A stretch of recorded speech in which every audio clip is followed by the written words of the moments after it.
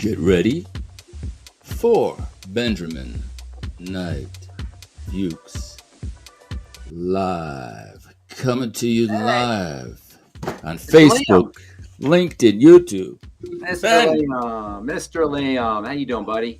doing great. So How far, we looking? How's I think I look good. You know, my friend told me that I should lose the suit.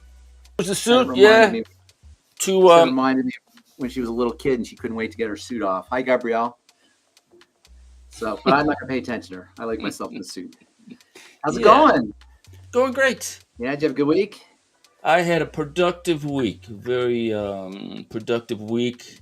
I didn't have the opportunity to fast. When I fast, it seems like I get so much more done. But I think I'm going to be hitting a How often do good you fast? How often do you? I try to fast once a week. Oh, is that right? Like, what do you consider a fast? Like 48. So like I'll 48 eat dinner. hours? Yeah, I'll eat dinner. I'll eat dinner maybe like on a Tuesday. Skip the one dinner and then eat the dinner. So that's a 48 hour fast is You know, we're going to talk about the thyroid today, and okay. there is fasting to me is the universal antidote or the universal panacea to all health challenges because it calms the body down. But I will hear from folks who have hypothyroidism, and we'll talk about that here in a sec. Thyroid regulates all the other cells and organs of the body, and they will tell me, "Oh, my doctor said I should not fast when I have hypothyroidism." Because fasting slows everything down and the hypothyroidism. So you'd think it kind of logically, in a convoluted way, kind of makes sense. Bad advice. Fasting's good for everything. And even if you're hypothyroid, yes, it's true that you're going to kind of slow everything down with a fast. You rev everything up with energy, with food, but your needs, your metabolic needs are going to drop too. You're not going to need as much energy when you're fasting. So yes, it's true that that if you're hypothyroid, you have low energy, you're not utilizing energy as effectively. So it kind of makes sense. Hey, I don't want to fast because I'm hypothyroid. I'm already slow. The thing is, when you're fasting, all your needs slow down. So it actually is beneficial for the thyroid. It gives the thyroid a little bit of a break when you fast. So fasting is good for everything, even if you're hypothyroid. We're going to talk about hypothyroidism here today. Dr. Broda Barnes, famously, he was I think it was a GP or maybe an endocrinologist. In the 1970s, he wrote a book called Hypothyroidism, the Hidden or the Unsuspected Illness. And what he meant by the idea of the unsuspected illness was that behind all health challenges, chronic health challenges, you'll find hypothyroidism, a poorly functioning thyroid. And while you'll go to the doctor for your cardiovascular issues, your mental health issues, your dementia, whatever it is, they won't suspect the thyroid is behind it. They'll just look at the heart, or they'll just look at the brain, or just look whatever kind of organ that they see is being affected. So he called it the unsuspected illness. I call it the third point on the triangle of disease. As you know, the triangle of disease are these 3 points that underlie all bodily breakdown. The digestive system is the first point, the blood sugar system the second point, and then the adrenal thyroid axis is the third point. And from the thyroid, once the thyroid becomes suppressed, because it does regulate and control every cell in the body, meaning every organ in the body, ultimately, hypothyroidism is indeed the unsuspected illness. It's behind all other health challenges, which is really important for a couple of reasons. First of all, if you're trying to deal with your heart disease without affecting the thyroid, without working on the thyroid, you're not going to be very successful, or your cancer or your movement disorder or whatever it is.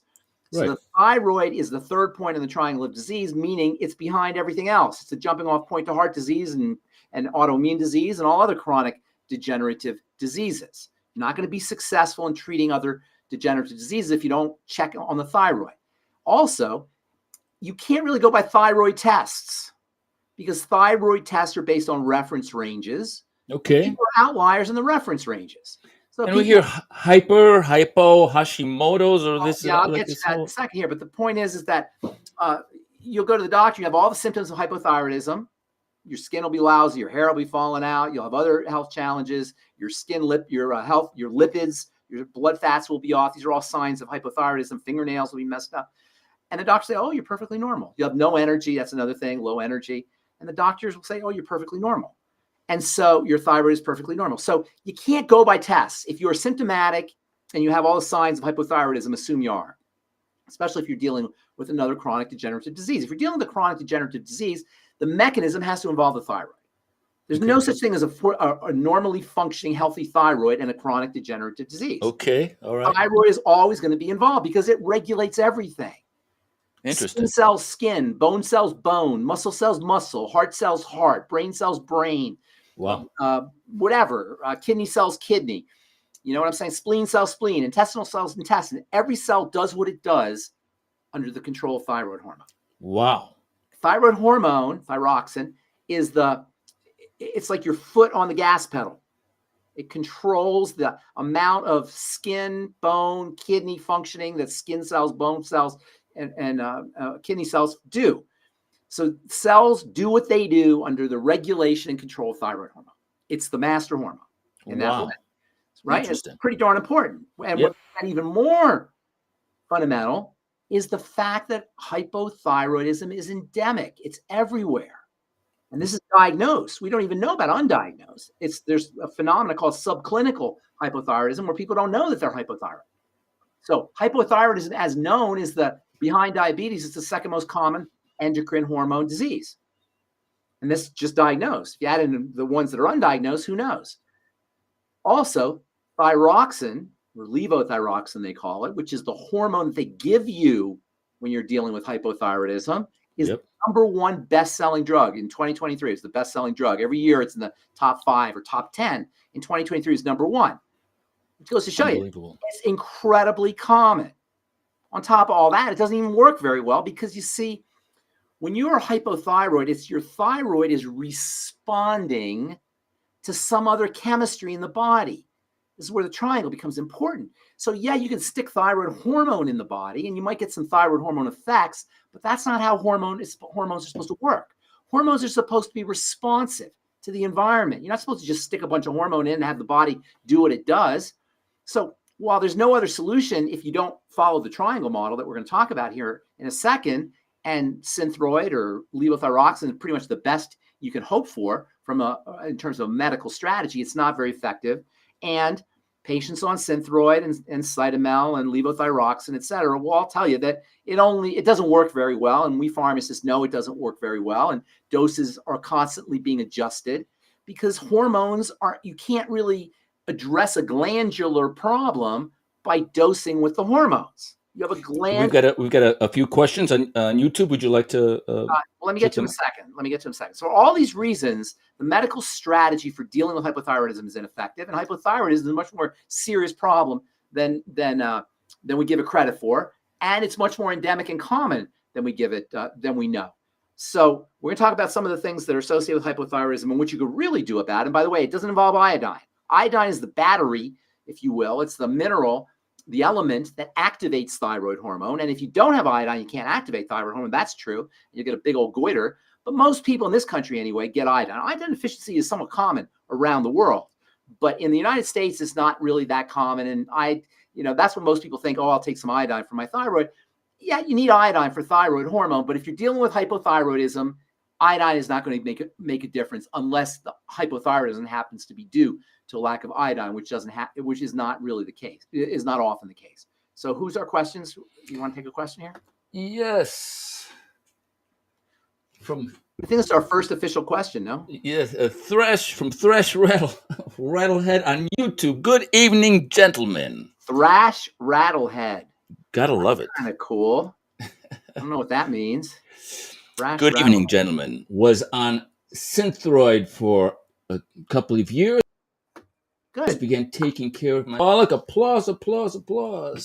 And yourself? Thrash, I can't tell if Thrash is a woman or I see a picture there. Is it a woman or a man? It looks like a woman. Looks like a woman. Well, you should know, Thrash, that most hypothyroidism affects women, and there's a reason for that, which we'll talk about here in a sec. So she began supplementing with kelp and eating seaweed. Those will help. That's the iodine. And kelp and seaweed are power foods in general. They're just great foods. And in the future, I believe kelp and seaweed are going to form a major part of Americans and really world citizens' caloric intake. It's such an abundant food. It's cheap food, and it's a powerful, powerful food, all seaweed. is kelp being a form of seaweed. All right, so here's the deal with the thyroid. Most hypothyroidism hypothyroidism in general involves the thyroid, or involves the triangle. So hypothyroidism is oftentimes called Hashimoto's thyroiditis. And this is a Right. specific form of hypothyroidism, which is the main form of hypothyroidism, a poorly functioning thyroid, that is related to autoimmunity. Autoimmunity is when the body attacks the thyroid. But as you know, because we talked about autoimmunity in the past, autoimmunity is itself a digestive health issue. And that's a very important point. You're not going to hear anybody else talk about autoimmunity as a digestive health issue, but more and more you're starting to see research that points that out. I don't need research because it's just logic. Autoimmunity involves the immune system attacking parts of the body. Why would the immune system attack parts of the body? Not because the medical model wants you to think, oh, it's just crazy. The immune system just goes nuts. It's a stupid immune system. No, it's not a stupid immune system. There's no system in the body that's stupid. There's healthcare practitioners that are stupid, and there's patients that are stupid, but there's no stupidity in the body, and the body's not making a mistake. What happens is the organs and the glands that are being attacked look like the enemy. They're distorted somehow. How are they distorted? From toxicity that enters in through the bloodstream. Thus, autoimmunity, like all chronic diseases, is a end result of dirty blood, toxemia, toxic blood. How does blood become toxic? Well, you can inject it. You can inject toxins into the blood. And we know that people who inject things like V's, I can't say the word because we can't, the algorithm doesn't like the word, but people who inject V's, they can get autoimmune diseases. People who are crack addicts or injecting methamphetamine, they can get autoimmunity. And I actually have a textbook in my reference library called V's and Autoimmunity. You know what I mean by V's. But for most people, that's not where the blood is becoming toxic. For most people, the blood is becoming toxic through a leaky gut. And the leaky gut is itself caused by dysbiosis and messed up gut bacteria and ingestion of problem foods, etc. So you always want to regard autoimmunity as a digestive issue. And as we're going to show in a second here, Hashimoto's thyroiditis, whether you call it autoimmune, Hashimoto's, or whether you just call it the end result of the triangle of disease, either way you look at it, the first thing you want to do is work on the intestine, work on digestive health. And remember, when you have an intestinal problem, and if you think about the fact that at least 50% of Americans have at least one chronic degenerative disease, a lot of people have two, and a lot of people have three chronic degenerative diseases, that tells you there's a lot of digestive problems going on. There's a lot of leaky gut going on. There's a lot of dysbiosis going on. And when you think about the kind of foods we eat, it makes perfect sense. Most of our calories come from foods that didn't exist 100 years ago or 150 years ago. Not to mention the incredible intake, the incredibly elevated intake of sugars and refined carbohydrates and distorted fats, which are very inflammatory for the intestines. Of course, people are going to have digestive health problems and intestinal health problems. So you got to work on the first point in the triangle of disease, and whether you call your hypothyroidism an autoimmune problem or a triangle of disease problem, doesn't matter. Work on the intestine. Now, another thing about the intestine is you have two thyroid hormones. One is like a precursor, has some activity. It's called T4. T4 has to be activated into T3. T3 is the good stuff. It's the strong stuff. T4 is the weak stuff. You can think of it as weak thyroid hormone versus strong thyroid hormone. Okay. So T4 is weak, T3 is strong. What do you think the main drug they give you is? Is it the weak stuff or the strong stuff? It's the weak stuff. So levothyroxine, Synthroid, these are all T4. So how do you get T3? Well, the body activates T3, particularly bacteria in the intestine. So if you're dealing with dysbiosis or you're dealing with an intestinal health issue, the chances are pretty good you're not going to be activating your T4 into T3. So number one, you got the whole first point on the triangle of disease and how that leads to hypothyroidism. Number two, you got the autoimmune connection, and that leads to hypothyroidism. And number three, you've got the T4 not being activated into T3 issue. All of these mean work on the intestine. It's always true, but it's especially true when you're talking about the thyroid. I'll put the first, we got a couple more comments here. Yes, we've got That's if Joseph. Tell him, Pharmacist Ben. I'm a pharmacist, Ben. Who's saying? Is that eight? Who's that? Atif Joseph. Atif. Tell him. That's my friend AJ. What's up, Atif? And then we've got Thrash, who says she's a big fan of. Oops, sorry. She's a big fan of metal music. Oh, That's thrash why metal. her Okay. name is Thrash. But she also says that um, Doc has now Doc labeled, has now labeled you as non-compliant. I love that. Congratulations on being non-compliant, not wanting to be poisoned or surgically cut up like a Christmas turkey. and she's been focusing more on Good. digestive system for some time now, making Hey, wiser can tell me how choices. old? I don't want to be rude, Thrash, but just so how old are you? Are you a youngin And or middle? and she says she was What asking what triggers? triggers the conversion between None the of triggers the conversion. The need triggers the conversion. When your body needs more T3, you'll make more T3. You'll convert T4 into T3. And yes, absolutely, anything you do for the digestive system will help. So and if you she don't says have enough, if you don't have digestive enzymes, you're not going to be absorbing your nutrients. Number one, it's going to change the milieu of the intestine, leading to dysbiosis. Number two, and lacking a gallbladder. I don't know if you mean. She says she's 62. Okay, so lacking a gallbladder. You're a metalhead, a 62-year-old metalhead. Do you go to concerts still, thrash rattlehead? she's a girl after my own heart. I Oh, is love that right? yes, I Are love you heavy metal music. are you a metalhead? Yeah, sure, sure, Liam, sure. I never would have been able to tell. Back What in is the day, had the longer hair, you know. Did you? Who'd you like back in the day? Who was metal back in the day? Poison, Iron Yeah, Maiden, all of the Iron Maiden. All right, all right. sure. We can digress some other time here. Yes, lacking a gallbladder will totally throw off the intestinal milieu, lead to all kinds of intestinal problems, which can cause a problem with the thyroid, as we're saying here. All right, so go to the first slide because this is really interesting. I thought. Effects of thyroid dysfunction on lipids. One of the most important and hidden reasons for changes in blood lipids, blood fats, elevated triglycerides, and elevated cholesterol is hypothyroidism. So, if you've been diagnosed with elevated cholesterol, in addition to working on your blood sugar, which is one of the most important reasons, if not the most important reason, why cholesterol levels go up, elevated insulin is tied into elevated cholesterol and elevated triglycerides. Also work on the thyroid. Even if you haven't been diagnosed as being hypothyroid, we'll tell you some nutrients that you can use for the thyroid and some strategies here in a minute. So as far as unsuspected illnesses go associated with hypothyroidism, you can throw in changes in blood fats, that includes cholesterol, elevated cholesterol. All right, next slide. I'm going to turn my light on here. I don't know if that's going to mess anything up. This is from Frontiers in Nutrition. From March 2024, just came out a few months ago. Crosstalk between the gut microbiome and hypothyroidism. Quote, multiple studies suggest a connection between the composition of the gut microbiota, that's bacteria in the intestine, and hypothyroidism.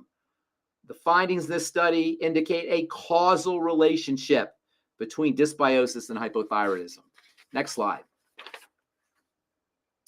Gut dysbiosis is associated with primary hypothyroidism with interaction on gut-thyroid axis. In other words, there's a connection. Whenever you hear the word axis in nutrition or in health, they're referring to a link between two systems. I've often talked about the adrenal thyroid axis. It's a relationship between the adrenal glands and the thyroid. There's also a gut dysbiosis, a dysbiosis hypothyroid axis, or a gut thyroid axis. This is from the Portland Press. I don't know where the study is from. Clinical Sciences. This is from Clinical Sciences. Our study should suggest that primary hypothyroidism causes changes in the gut microbiome, and in turn, an altered microbiome can affect thyroid function. So it goes both ways, and that's really important because the triangle of disease circles. They go both ways. The digestive system will affect the thyroid, and the thyroid will affect the digestive system, and the digestive system will affect the thyroid, and you get this downward spiral. And that's why the triangle is so important, because if you don't address it, things get worse and worse and worse. But if you address it, you can cut the head off a snake. Next slide. From the journal Clinical Diabetes and Endocrinology, Thyroid Dysfunction and Metabolic Syndrome.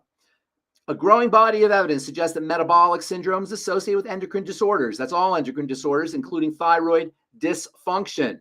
Thyroid dysfunction, particularly, this is important, subclinical hypothyroidism is common among metabolic syndrome patients. What does that mean? That means you're not going to know you have a thyroid problem. That means that you have all kinds of health issues, like changes in blood fats, like cardiovascular health issues, like mental health problems or liver problems, and they could be related to hypothyroidism, and you're not going to know it because it's subclinical. It's not bad enough to put you in the clinic. That's what subclinical means. So all of this can be related to problems processing sugar, which is, of course, what metabolic syndrome is. Next article. From the journal Scientific Reports, metabolic syndrome is associated with an increased incidence of subclinical hypothyroidism. Again, after controlling for risk factors, patients with metabolic syndrome were at 21% excess risk of developing subclinical hypothyroidism. Again, you're not going to know. You're just going to, only thing that's going to happen is all your systems are not going to be working right, and it's going to be due to your metabolic syndrome. Next, due to your metabolic syndrome and your subclinical hypothyroidism. Elevated, this is from the journal Thyroid Research. Elevated thyroid stimulating hormone is associated with elevated cortisol. Cortisol stress hormone. Cortisol is a rev you up hormone. Rev you up hormones, when chronically secreted, will suppress the thyroid. And the two most important or most prominent there's a few of them, but the two most prominent or important, if you will, when it comes to chronic degenerative disease, rev you up hormones are estrogen and cortisol, and both are linked to hypothyroidism. From the article, results suggest a positive relationship between TSH, thyroid stimulating hormone, and cortisol in apparently healthy young individuals. Estrogen, I should have pulled up an article on estrogen, but I didn't. Estrogen is the same way. Estrogen and cortisol have certain overlap in a certain way. They both rev things up. And in fact, as we said earlier, most Hashimoto's patients are women. Most hypothyroid patients are women. Most autoimmune patients are women. This always implies a role for the hormone estrogen. Next. Assessment of hair cortisol in euthyroid, good thyroid, hypothyroid, and subclinical hypothyroid patients. Quote, hypothyroidism is associated with an increase in serum cortisol levels. It's kind of like, I want to think about it this way. Cortisol and estrogen rev things up. You're under stress. You have your body's functioning in survival mode and emergency mode. It's moving really fast. Eventually, the thyroid is going to slow down to kind of compensate, to adjust for all that energy from cortisol and from estrogen. So whenever you're hyped up on stress hormones chronically, eventually the thyroid will slow down. As soon as you regulate your adrenal glands and take care of your estrogen, your thyroid will take care of a healthy thyroid. You can restore your thyroid back to healthy functioning. Again, no drug strategies here. No medical strategies for dealing with hypothyroidism, with the exception of giving the thyroid hormone or maybe iodine, neither of which are very effective.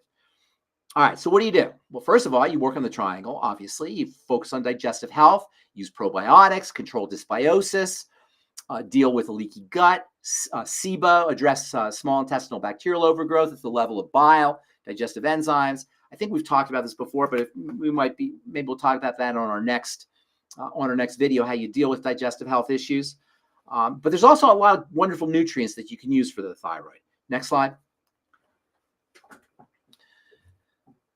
This is from the journal Nutrients.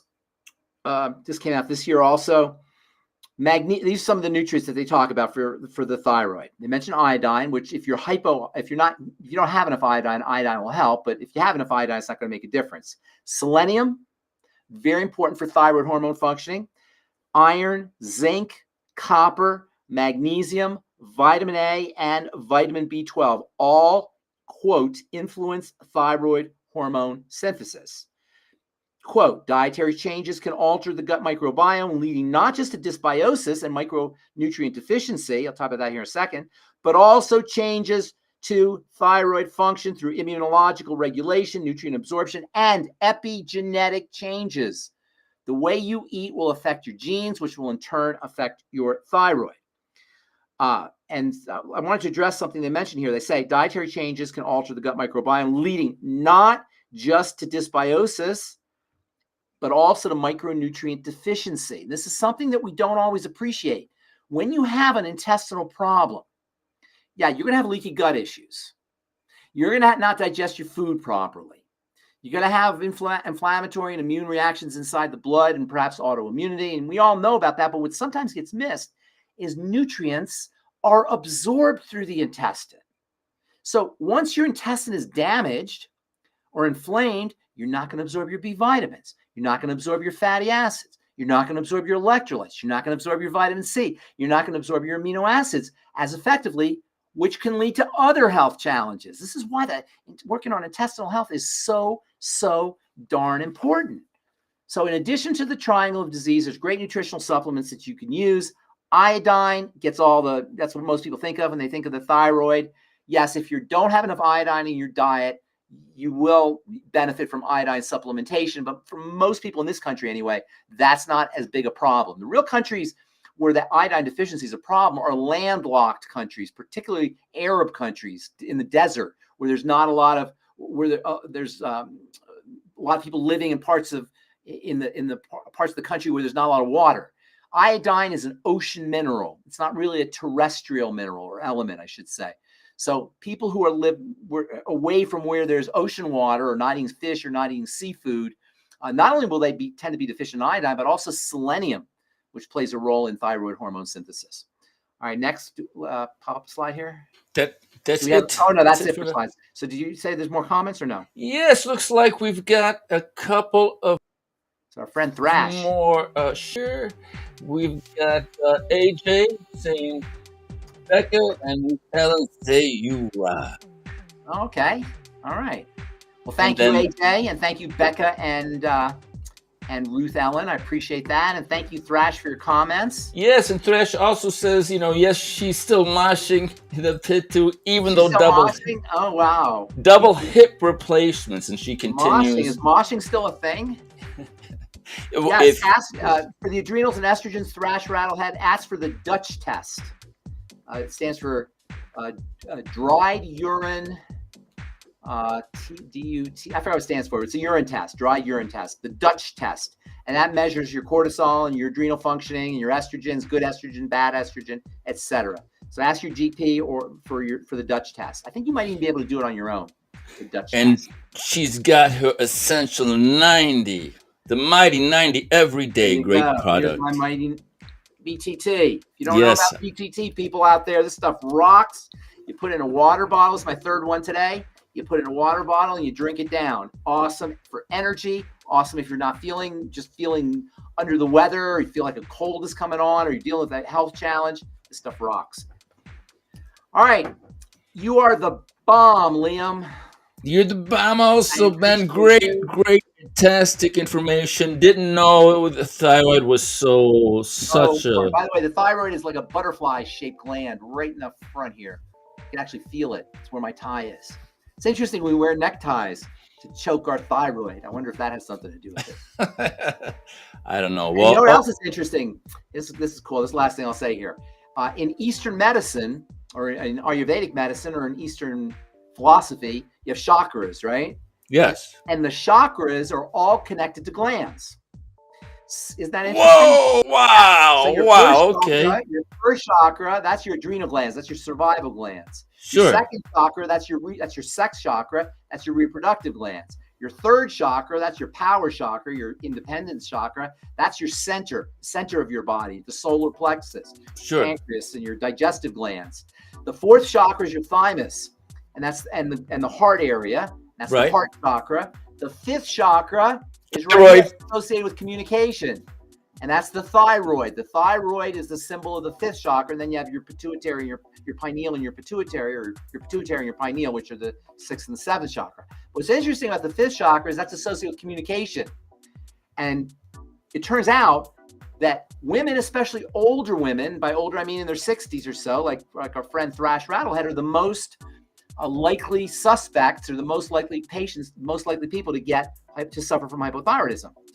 Older women are notorious for dealing with hypothyroidism. So I always tell women to sing, to express themselves, to do beautiful art, to paint, to say what they mean and mean what they say, to speak clearly. After many years, a lot of women are suppressed. They don't express themselves as well as they should. And that, from a metaphorical sense or from an Eastern medicine sense, is shows up as suppression of thyroid functioning. And Thresh says, thanks so much, gentlemen. Thank We you, say, Brad. Thresh, thank you. AJ, thank you. Thanks, everybody, Thank you, for everybody. tuning in.